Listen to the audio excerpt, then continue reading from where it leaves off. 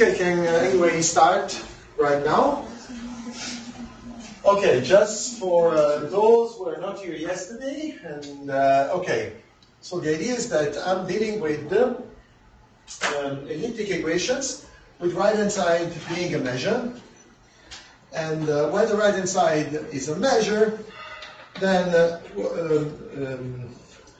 the following happens. If this is in W1, 1 plus epsilon, then you can, by counter-signal theory, you can say that this is in W1, 1 plus epsilon, provided epsilon is larger than 0.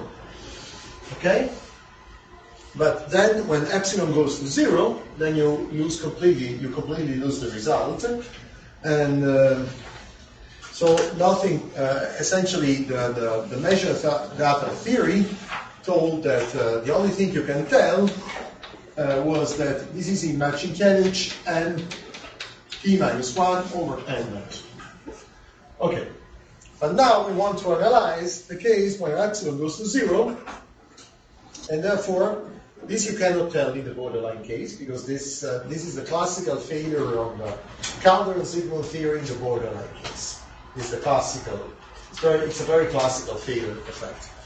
And as we said yesterday, this you can immediately say that this is not true, because otherwise by embedding, this would embed in ln over n minus 1, while the fundamental solution is not here.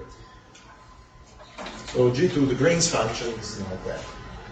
So what can you say? On one hand, you cannot say that the gradient is in W11, but on the other hand, it is quite weird to see that when epsilon goes to 0, all the differentiability is lost at sudden. So this theorem that I proved 10 years ago tells that what is the limiting case of the borderline in the nonlinear case theory, which holds for general equations of this type when p is equal to 2. In particular, this holds for monotone equations, for equations satisfying the following monotonicity properties.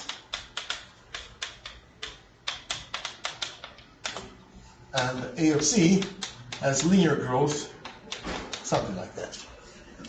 So the idea is that any equation which is nonlinear is getting you this regularity property.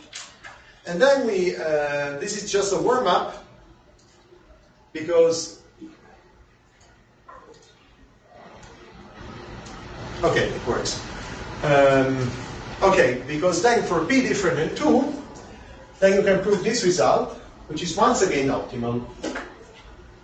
This is optimal. Why? Because you cannot put epsilon equal to 0 here.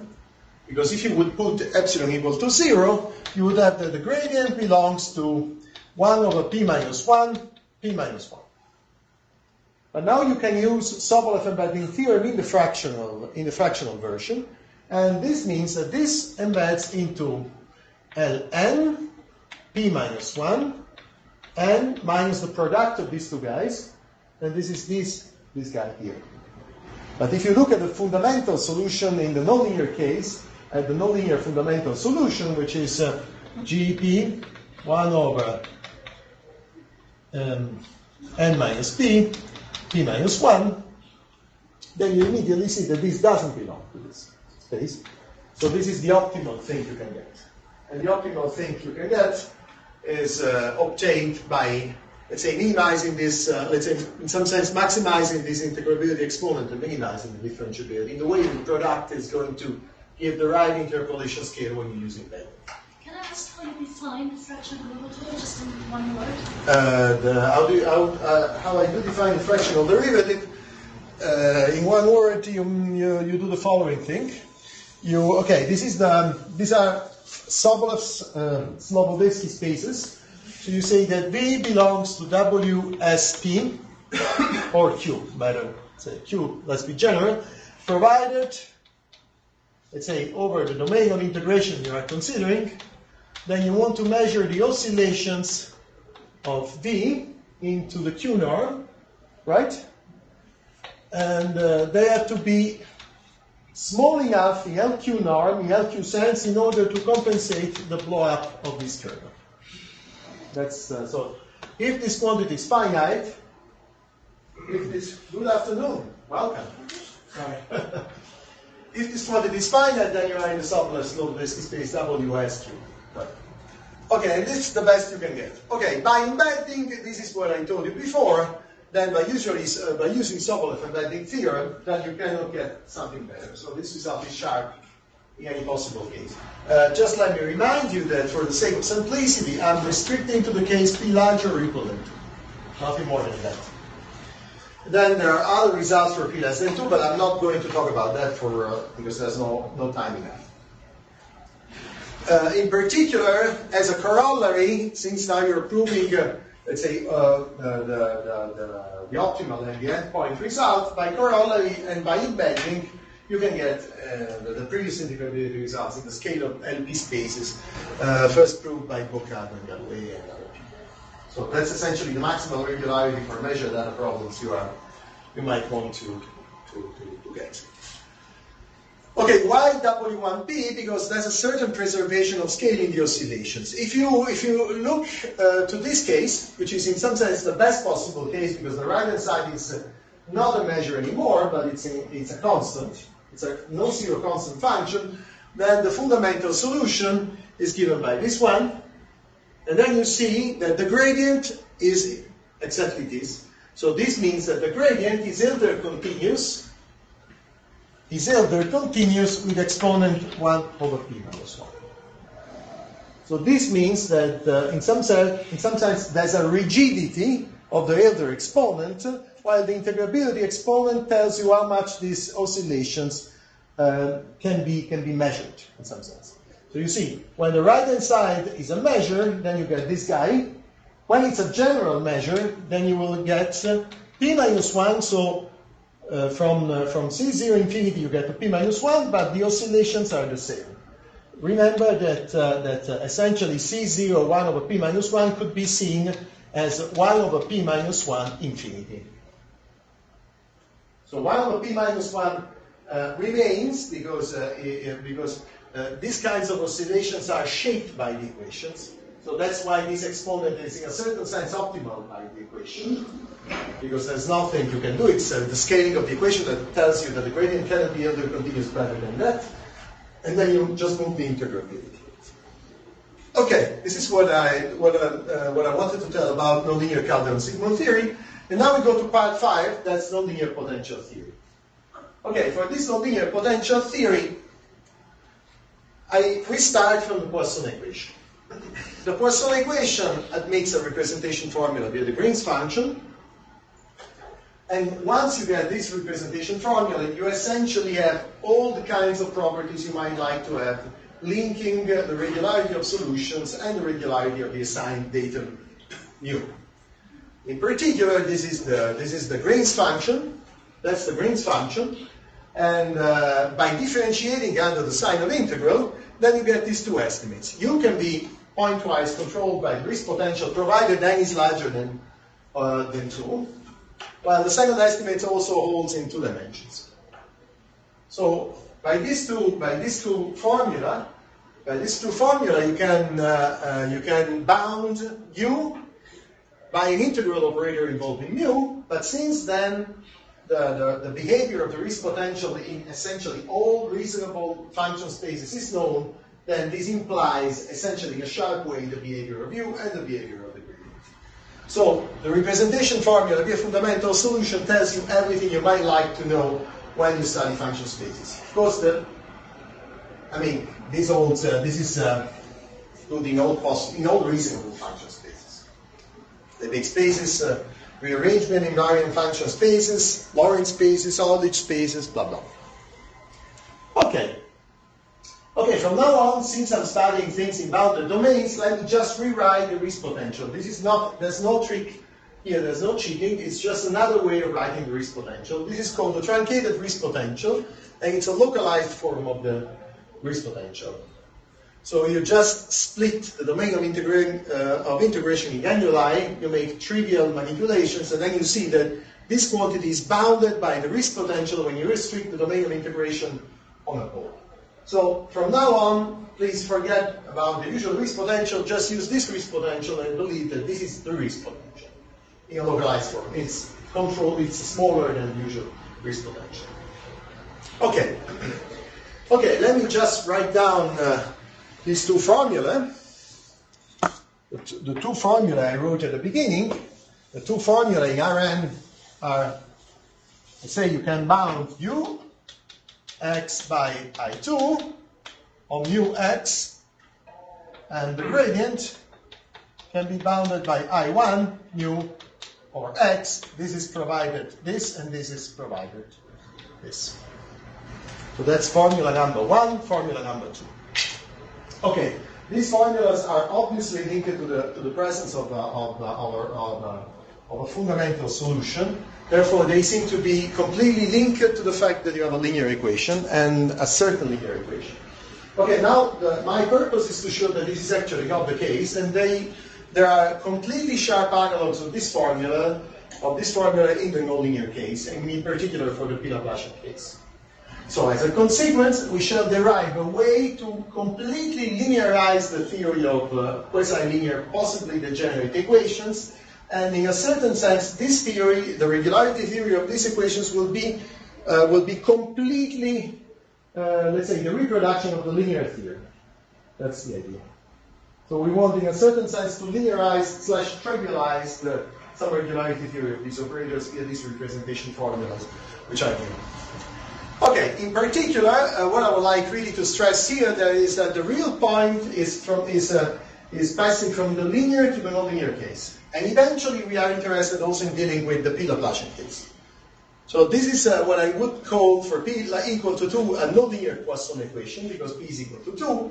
But this is already, let's say, interesting, and already essentially encodes all the real basic novelties of the approach, because you have a nonlinear operator, therefore fundamental solutions are there, but they cannot be used to give representation formula. Okay, so I will first talk about this nonlinear Poisson equation when P is equal to 2, and then eventually I go to the P-Laplacian operator. Just for the sake of simplicity, I will concentrate on the case P larger or equal to. Okay, and now, just a little remark. If I do consider the P-Laplacian operator, it is obviously clear that this formula cannot hold, because they do not respect the scaling of the equation. When P is different than 2, the left-hand side scales like P minus 1, the right-hand side scales like 1. Therefore, if, for instance, one formula like this would hold for the P-Laplacian operator by a change of variable, you would prove that every solution is 0, which is certainly not the case. So you have to introduce a different type of a potential, which is called a nonlinear potential, and this is this one. This is called the Wolff potential, although it was first introduced and deeply studied by Abing and Mazia in a fundamental paper from 72. So what's the difference between Wolff and Riesz? Essentially nothing, but the fact that Wolff potential encodes the deficit scaling exponent of the equation. You have a left-hand side that scales like P minus 1, you have a right-hand side that scales like 1, and therefore you have to put inside the scaling deficit exponent if you want to get an a priori estimate, and this and the action of putting this exponent inside makes the outcome a nonlinear potential. This is what happens here. So this is Wolff, and this is Wolff potential. Okay, and then the first fundamental theorem that I just state for the P-Laplacian equation, that it also, for any quasi-linear equation of the previous type, is due to Kilpelangen and Marie, and tells exactly what you would like to have. That you can pointwise bound U by the Wolff potential, plus a remainder term which is due to the fact that you have a local estimate. This term must be there because, of course, you see this is an integral, so when capital R goes to 0, and this is finite, this disappears when capital R goes to 0, and so you get U less than or equal to. Otherwise, when capital R goes to plus infinity, this kills this guy, and you stay with that local. But up to this localization term, which is just a constant, this replicates perfectly the analog of the previous representation form. Okay. And essentially this, we are really at the core of what is called nonlinear potential theory, because the orthodoxy of nonlinear potential theory is that you replace Riesz potentials by Wolff potentials whenever you want to study fine properties of solutions and all the rest. So this is what you get. Okay, this is a basic theorem of Kilpelangen and Mallet, and this gives the answer to the nonlinear analog of the first formula. Now we want to see what happens when you look for the nonlinear analog of the second formula. Let me just observe that once you know this estimate, as I told you at the beginning, essentially you know everything about the regularity of the solution at the level of U. Because the behavior of Wolff potentials is known in every reasonable function space. For instance, if you know that mu is in a certain LQ, then you will know that the Wolff potential is in this space, and therefore using the representation formula you can conclude with a certain integrability information on the solution U. How do you know this? This is a famous formula proved by Harding and Mazial in 1972. You can control the Wolff potential by a nonlinear iteration of Riesz potentials. So the behavior of Riesz potential is known. Then when you iterate the behavior of this potential on the right-hand side, which is in fact called Harding and Mazial potential, is known, and therefore the behavior of Wolff potential is controlled. Actually, for P larger or equal than 2, these two quantities are equivalent. So that's why this formula is so amazing. That's the formula of Kilpelangen and Mallet is amazing. Okay, now what about the analog of the second formula? This was subject to large discussion and remained an open problem since the work of Kilpelangen and Mazial, also because a few people believed that an analog was not there because of the lack of the maximum principle. And actually, this is the historical paper of Harding and Mazial, published on St. Peter's Russian mass surveys or blah, blah. Okay, the first result is being obtained by me only more or less 20 years later. And when P is equal to 2, then I was able to prove that if you get a solution to this equation, then you can bound the gradient pointwise by the Riesz potential plus the usual localization term. That's the analog of the previous inequality, but for the gradient. That's what I proved. And essentially, when solutions are in W11, or when just letting capital I to plus infinity, this quantity disappears, then you get the usual representation formula. So there is no difference. So what about the case P larger than 2 and P different than 2? P strictly larger than 2. Well, also this was a rather wide discussion on that, because essentially once again you look for a Wolff potential estimate for the gradient. When you look for a Wolff potential estimate for the gradient, then that's what you come up with, and this is due to Frank Duzar and myself, and a bit later. Then you can pointwise bound W1T with this Wolff potential, plus the usual remainder. Once again, once you know then the properties of mu, then you can retrieve the properties of the gradient by using this representation formula. And this was apparently the end of the story, because we are perfectly in the realm and in the philosophy of nonlinear potential theory that claims that you can replace Riesz potentials by Wolff potentials and then carrying out completely parallel theory. And also for P less than 2, but. Let me observe one thing. This was apparently the end of the story, but for P less than 2, we were not able to prove the estimate.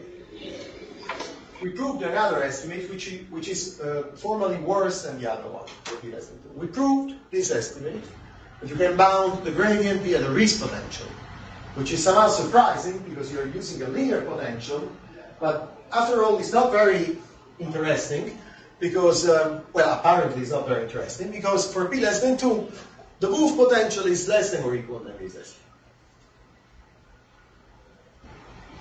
This you do essentially by writing down the Wolff potential as a series, and then you do it as inequality. That's it. So apparently this was a worse estimate, and the problem for p less than 2 was still open. But now let's twist. And now we make a very rough twist. The rough twist is the following one. Now let me conceive the P-Laplacian equation as a decoupled system. And let me write it down as divergence of V equals to mu, while V is this, let's say, stress tensor, what is called stress tensor at last. Okay. Now, there are infinitely many papers devoted to the study of this equation. There are papers by Riesz, and there's the famous Bogovsky's theorem. Essentially, roughly speaking, what you get is the following. If you want to solve this equation, you get divergence of V equals to mu. Divergence is a differentiation, so you apply a potential. Right? If you apply a potential, you apply, let's say, I1. Okay? If you apply I1,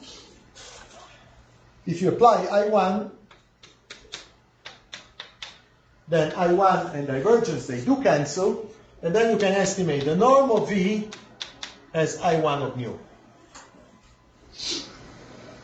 But the norm of V, if V is this guy, is due to the P minus 1.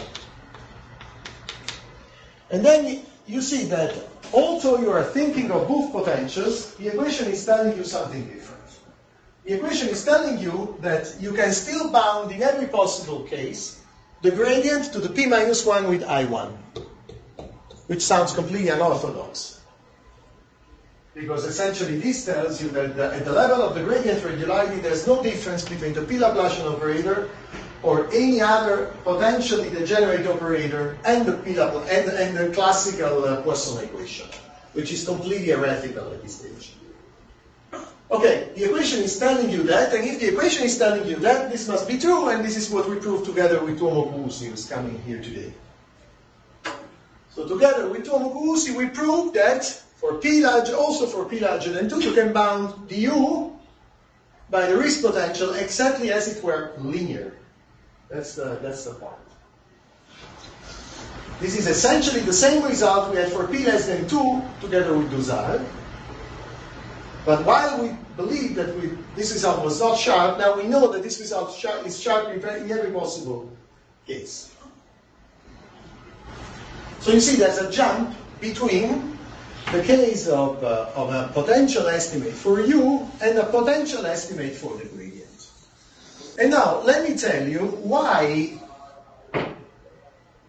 this estimate is, okay, the sharpness of this estimate is suggested by the equation, while by examples, also the estimate of Kilpelangen and Mali, that is, this one, was sharp.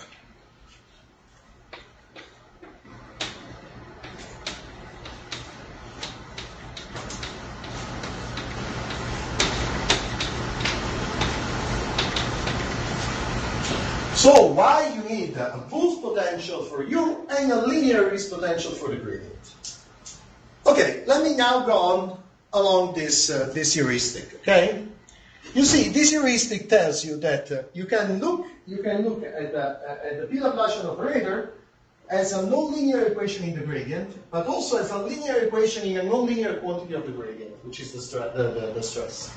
Okay, now let me go on.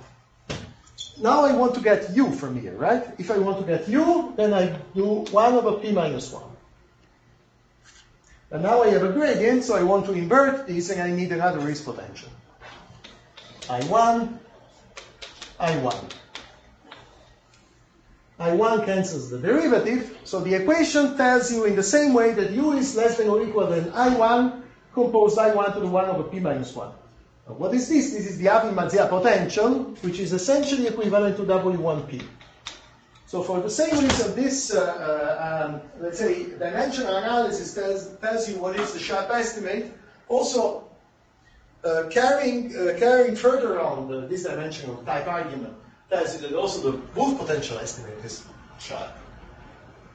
And in fact it is, because when u is positive and mu is positive, also Kirpelainen and Mallet are able to prove that you can trap the solution between two Riesz potentials, two Wolf potentials.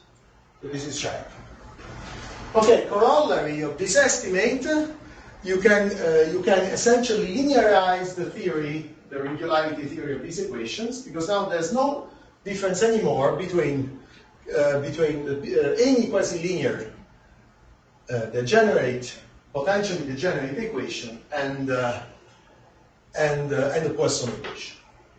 So essentially, if you want to know all types of results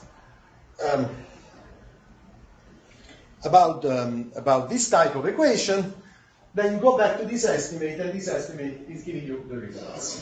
For instance, the classical estimates of Boccardo and Galois, they follow. The classical estimates via rearrangements by Talenti, they follow immediately as a corollary. The results of Di Benedetto and Manfredi and Ibanez for these particular equations about integrability, they follow, because essentially everything is encoded in this formula, which linearizes everything up to the Lipschitz regularity. In particular, you can get this nice corollary. So it's not that now surprising. Okay, what about the vectorial case? This holds for scalar equations. The vectorial case was open in every possible case, in the sense that also the result of Kirpelainen and Mallet was an open problem. And it took a few years for us to understand how it could be solvable. And then we proved, just 2 years ago, then we proved both the Wolf potential estimate and the gradient Riesz potential estimate for the P-Laplacian system. Here you really need to have the P-Laplacian structure, because as I told in the first lecture, for general systems, solutions tend to be unbounded already when the right-hand side is 0. And if the formula would hold for the right-hand side 0, this will give Lipschitz solutions. Well, this is not the case for general systems. But for a P-Laplacian system, you have this estimate. You see now there's an estimate which is in a more specific form that implies the previous one. I put this in this form because this is an oscillation. Dimensionally speaking, this is an oscillation, and tells you that you can also control in a certain sense the oscillation of u via the Wolf potential. And that's what I'm going to talk about in a few minutes. Okay, now you're following you're using the Wolf potential to bound u, and exactly as in the scalar case, we get a similar estimate via the Wolf potential for the vectorial case. So once again, you can now do a lot of things. For instance, for measure data problems and for problems where the right-hand side is not belonging to the gradient, the classical results by Boccardo, Galois, Talenti, and all these people, they were open. So it was not there. You cannot use rearrangements and all these things. But now all these results, they follow immediately in the vector valued version as a corollary. Essentially, for instance, if you look at the classical papers of Talenti, he proves that you can estimate u by a suitable rearrangement operator of the right-hand side. That's what he does, right? Now, this rearrangement operator, if you make the computation, is controlled pointwise by the Wolf potential.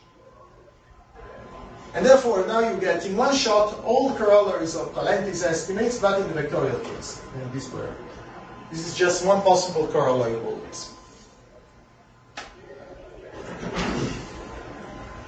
And also the results developed for measured other problems and by many people over many years. Okay, but then we go beyond, and of course all these results I'm going to talk about now, they work for the general P-Laplacian system and for every quasi-linear equation. And now we turn our attention to the classical fine properties results that are known in the classical potential theory for harmonic functions. For instance, for solutions to the Poisson equation, a classical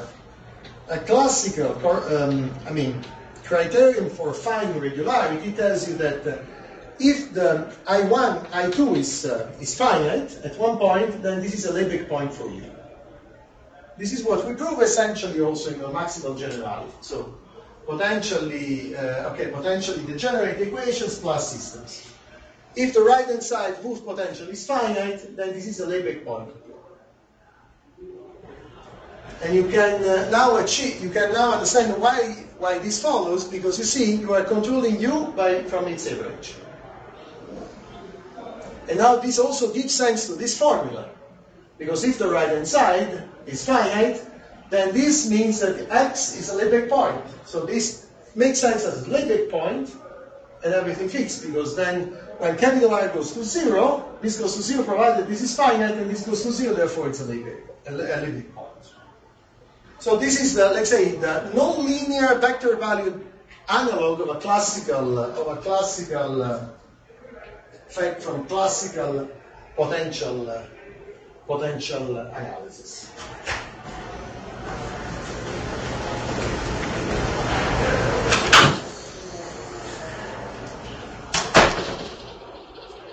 And if this holds for U, then for the gradient you get a complete analog by taking the Riesz potential. So these results are telling you that you cannot not only control, let's say, the global regularity in rearrangement in invariant function spaces using Riesz potentials or move potentials, but you can also control the pointwise fine properties of functions, just prescribing pointwise the behavior of the potential. So the behavior of the potential controls finally pointwise the behavior of the solution. And then, of course, this opens the way to oscillation bounds. Why? Because these estimates are essentially size estimates for U and for the gradient. In particular, the one for the gradient tells that you can linearize the theory up to the Lipschitz regularity, this is 0, 1. Now we want to go beyond. Now we want to control the oscillations of the solution in terms with the potentials. That's what we want to do. Okay, a theorem that Tuomo and myself proved is the following one. I just state, of course, these theorems for the model case of the P-Laplacian equation, but it goes for any quasi-linear equation and for the P-Laplacian system. Okay, get me a measure such that this guy is going to 0 uniformly, and then du is continuous. Now, what's the difference between going to 0 uniformly and going to 0 pointwise? The estimate, what is the estimate telling you? The estimate is telling you that you can bound the gradient via the Riesz potential plus, let's say, a localization term, and you keep capital R fixed. Okay. Now, what happens if this guy belongs to L infinity? Oh, sorry, there is P minus 1. This means that D will see L infinity. Okay. Now, if this belongs to L infinity, this means that for almost every point,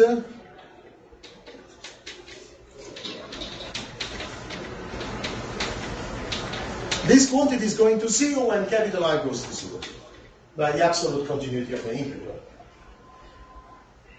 Now, the difference between being in L infinity and being continuous is exactly the fact that the measure does not have strange concentrations, and therefore this convergence to 0 is uniform. The convergence of 0 is uniform, is the right convergence rate guaranteeing that there are no strange concentrations or not uniform concentrations of the solutions that would reflect in a breakup of continuity of the gradient.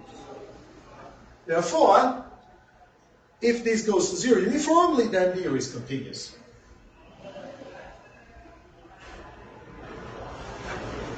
And here you can finally see, really in a refined way, the difference from being L infinity and being continuous. The difference is in the concentrations of the measure that should be uniform in a way with respect to this scale, n minus 1. Corollary, a very surprising fact. Now let me recall a hyperclassical result due to Stein. Stein's theorem tells you that dV is in Ln1, then B is continuous. What is this space? This is the Lorentz limiting Lorentz space, and this is essentially the largest space the gradient must belong to allow for a borderline extension of classical Sobolev embedding theory. First of all, let me recall the definition of this space, which can be given in terms of decay of level sets. G is in Ln, provided this guy is here. Examples, and then this tells you that if the gradient belongs to Ln1, then the U is continuous. Why this theorem is so important and famous? Because, as I told you, it's a borderline version of Sobolev embedding theorem. Because you know that if the gradient belongs to Ln plus epsilon, then this means that this is C0 epsilon over epsilon plus n. So when epsilon goes to 0, if you go to Ln is not sufficient because it just gives you VMO. But if you want to get continuity, then you get Ln1. What is Ln1? What is the difference between being continuous and VMO? A log, right? What is the typical example of a solution which is VMO but unbounded? It's a log type solution, right? So this means that if you want to get rid of this log, blow up, then you have to add to Ln a further log in terms of growth. So this log is popping up from one place to another.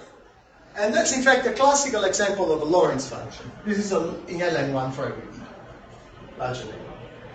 You see, you are adding up a log. This is not in Ln, but if you add up a log, then this log allows you to cancel the log from the other side.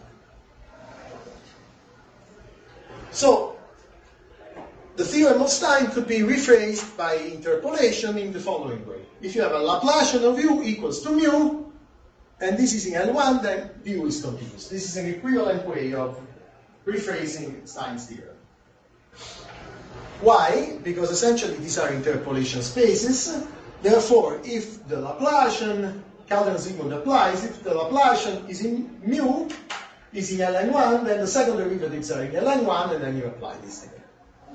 That's an equivalent version. So the equivalent version is that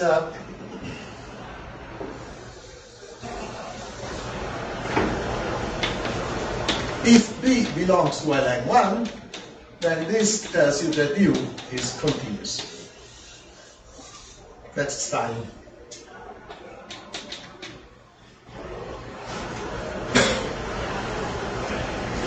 Surprise, surprise! We have a nonlinear Stein's theorem. What's the difference between Poisson and P Laplacian? Nothing. If the P Laplacian has a right-hand side which is in Ln1, then the gradient is continuous. In particular, this implies that the U is bounded, is locally bounded, and this solves a very long-standing conjecture of Nino Realceva, who conjectured that the sharp borderline condition for solutions to these equations to have a bounded gradient was independent of P. If this is independent of P, for P is equal to 2, this is Ln1, and that's it. This gives you actually more, because it doesn't give you only Lipschitz continuity, it gives you the continuity of the gradient.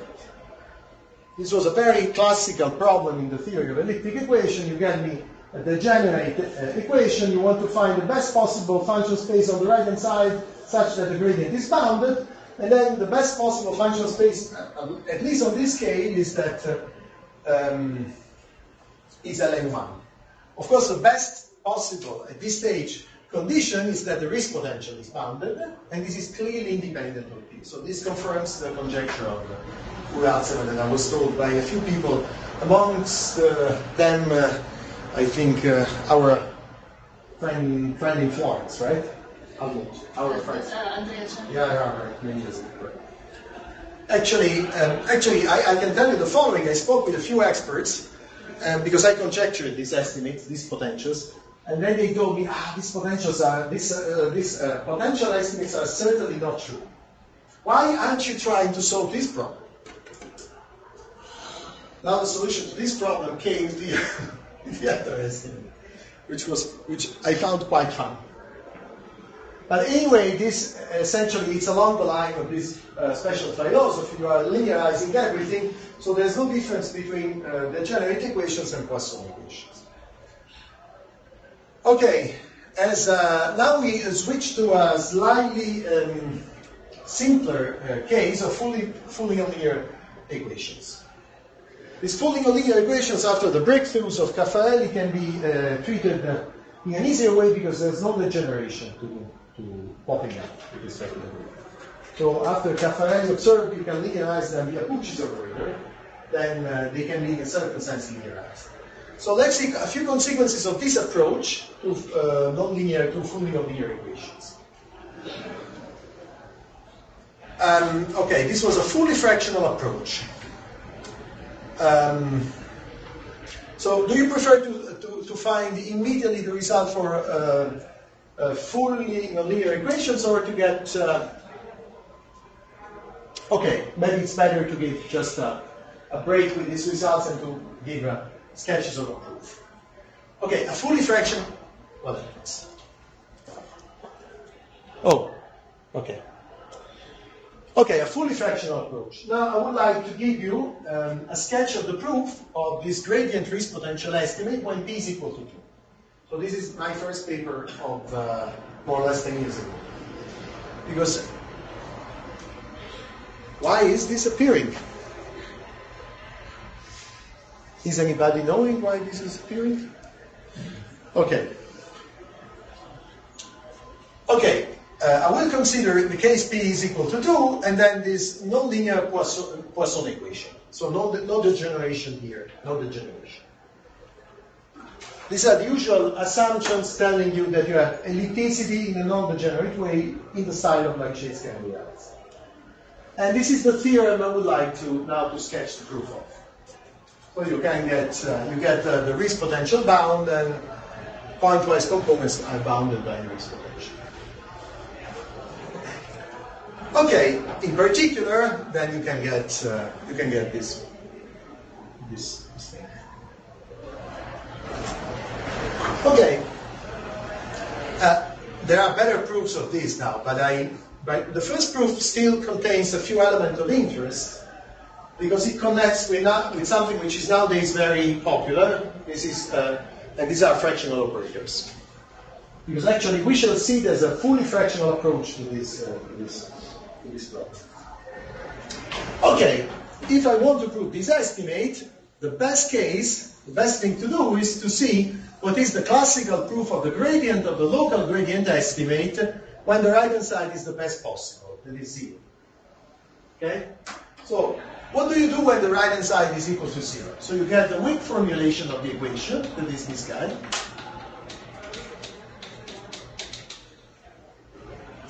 Then you use Nirenberg's difference quotient method to start from a solution which is in W12, and then this belongs to W22. This means that the gradient belongs to W12 locally. Then you differentiate the equation. You differentiate the equations. This means that instead of taking phi, you take the psi phi is equal to 0. You use Green's theorem, and then you differentiate the equation, and this becomes what? This becomes first derivatives of A,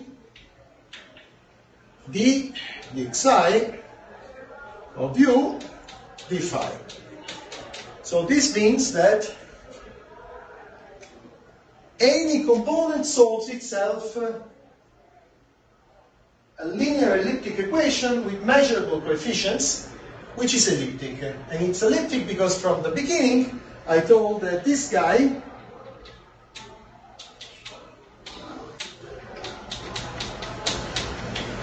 can be bounded like this. So at this stage I can use the classical standard De Giorgi-Nash-Moser theory.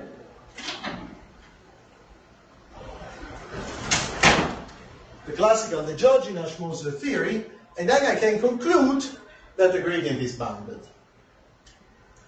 Now I go inside the Giorgi-Nash-Moser theory, and how does the Giorgi-Nash-Moser theory works? The Giorgi-Nash-Moser theory works in the following way, according to De Giorgi. According to De Giorgi, any solution satisfies a Caccioppoli type inequality, which is exactly of this type. I can control the level sets of the solution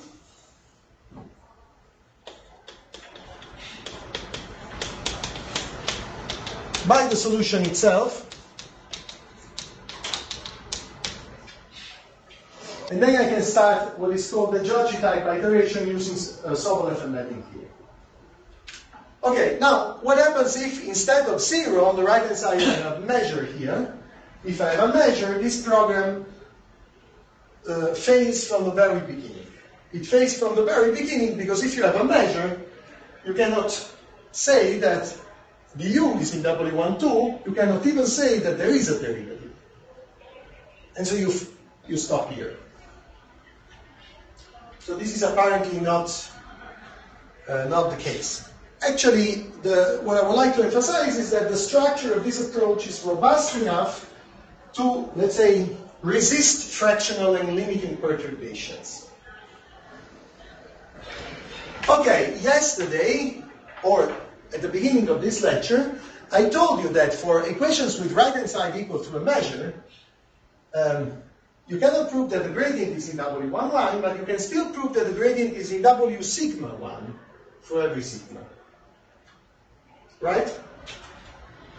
Okay, so the idea is to pursue the same path by having a fractional Caccioppoli inequality, and then you start iteration in a De Giorgi way using fractional Sobolev and mapping theory. In fact, what I was able to prove in this, in fact, these are two papers that were written essentially at the same time. You can prove that the gradient is in W1 minus epsilon for every epsilon, where this is the result I was telling about at the very beginning.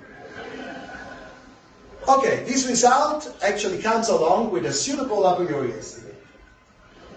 And actually what I proved is that if this is the Gallardo norm, you can control the levels, the truncation of the modulus of the gradient in the Gallardo norm by the truncation itself, plus a term coming out from the measure. So formally speaking, when mu is 0, and provided you replace L2 by L1, this is exactly the same Caccioppoli type inequality. This is what you do. This is what you're doing here. And once you know this, then you can go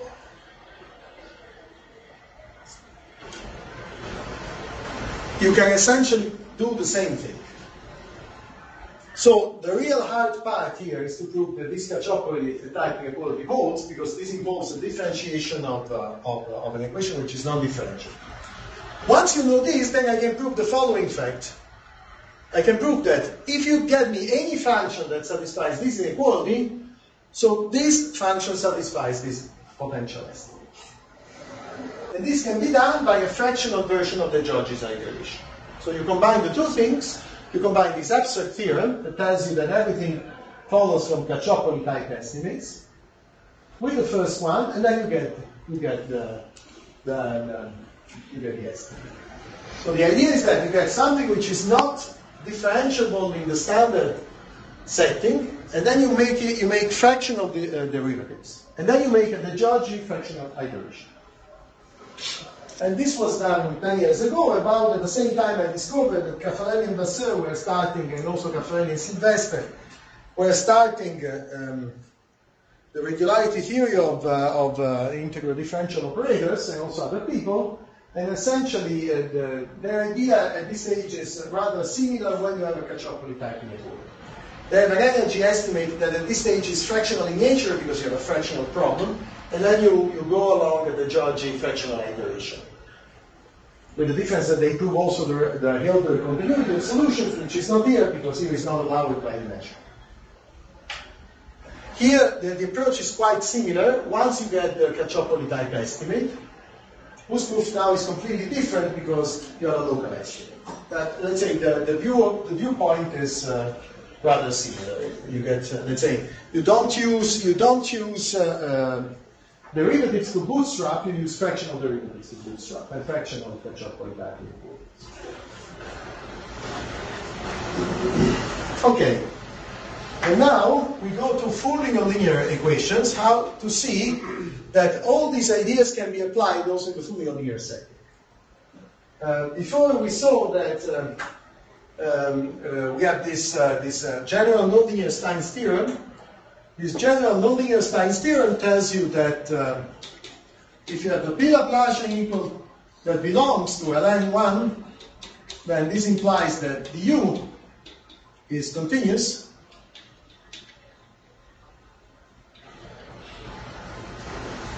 And now this is the case also for fully nonlinear equations. It is interesting to test the proof of this theorem is actually much more simpler than the other case because you do not have to control the degeneracy of the operators, which is really the problem here. Okay, but still you need ideas from the world of fully nonlinear equations. So let's see how it proceeds. Actually, this is the borderline case of a famous result of Caffarelli that tells you that if you are in Ln plus epsilon, then the U is Hilbert continuous. When epsilon goes to 0, let's say this is a long Sobolev embedding theorem, because this tells you that the second derivatives are in Ln plus something, and therefore the U is Hilbert continuous. What happens when your epsilon goes to 0? You stop at Ln1, keeping the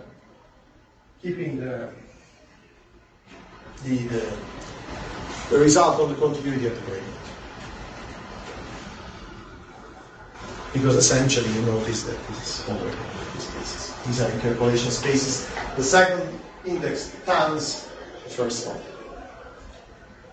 Okay, key to the proof, you get a new potential estimate. So the bad point with fully nonlinear is that to give sense to these equations and essentially to apply what is called Alexandrov-Backelmann-Pucci's principle, the right-hand side must be in Ln or in Ln minus something very small, but cannot be in a smaller space. For instance, cannot be L1 for sure. So this means that you cannot prove potential estimates for these equations, because otherwise it's really the equation that doesn't make sense, and counterexamples are available to any kind of regularity or to any kind of phenomenon. In other words, the right-hand side F, to give sense here, must be in Ln, and eventually in Ln minus something, where this is a universal exponent just depending on the ellipticity constants of the fully nonlinear operator F, and this was identified by Escagliazzi.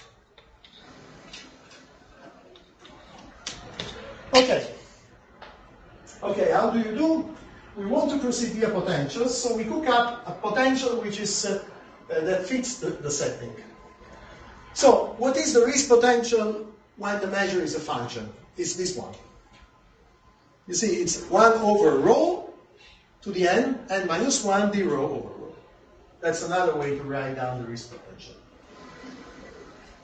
The averages. Okay, now you just do Hilbert's inequality for any q larger than 1, and in particular for those q that are large than this limiting exponent, which is the Escagliazzi exponent. So this is another potential. This is another potential which has homogeneous, which has the same properties of the Riesz potential, because you see the kernel has the same scaling invariance. The regularization properties of a potential depend on the homogeneity of the kernel, and here the kernel has the same homogeneity properties. Essentially, because you are not modifying anything by Hilbert's inequality. It's very easy to see that they have the same homogeneity property. So this new potential should have the same mapping properties of the Riesz potential, with the difference that while the Riesz potential starts giving information when f is in L1, this starts giving information when f is in L2. But otherwise, it should have the same properties. And in fact, what we prove is the following potential estimate. That you can pointwise bound the gradient via the Riesz potential, via the modified Riesz potential for any fully nonlinear elliptic equation. This in particular now implies, of course, we also use the ideas of Caffarelli and all these people and all the people after him to prove this thing. But then we prove this estimate that in turn provides as a corollary the previous estimates, and in particular also those in the previous of Caffarelli. So this encodes the whole information. We also proved that this goes, if this guy goes to 0 uniformly, then du is continuous. And in particular, we prove all these results, for instance, that if this is in finite, then du is in BMO. And in particular, if f belongs to Marcin-Chiari-Chen, then du is in BMO. In particular, if this goes to 0, then this is in BMO. Observe that these ones are the borderline results of this classical result of Caffarelli that states that if you add something more, then you get the du is ever continuous. In particular, f in Mn implies that f is in Ln, and then this implies that u is log Lipschitz. This means that you miss a log from being Lipschitz. And this implies a recent result of Teixeira, who proved this by different means. Actually, Teixeira proves in a recent interesting paper that if f is in Ln, then u is log Lipschitz. But we proved that if f is in Marcin-Chiari-Chen, which is weaker than in Ln, then du is in BMO. But if du is in BMO, then u is log Lipschitz. It's the same game. Being BMO means that you miss a log from being L infinity. And this log pops up here in the scale of embedding. So this estimate essentially gives you all the results you like, plus the continuity estimates.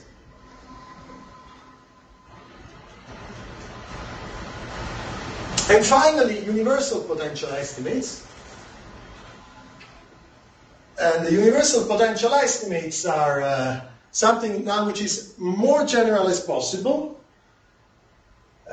I mean, you cannot go into a larger generality after this. Well, this I should not say, because for any degree of generality, there's always a mathematician going beyond this generality, isn't it, right? It's the publisher perish principle number 10. Okay. Okay. Let me just... okay, are you tired? Do you want to have a break? Because then there is a last lecture coming up in 25 minutes. Do you think it's time to take a break, or then we can meet here in 20 minutes? Okay, maybe it's better, isn't it? 20 minutes, because otherwise it gets too tough.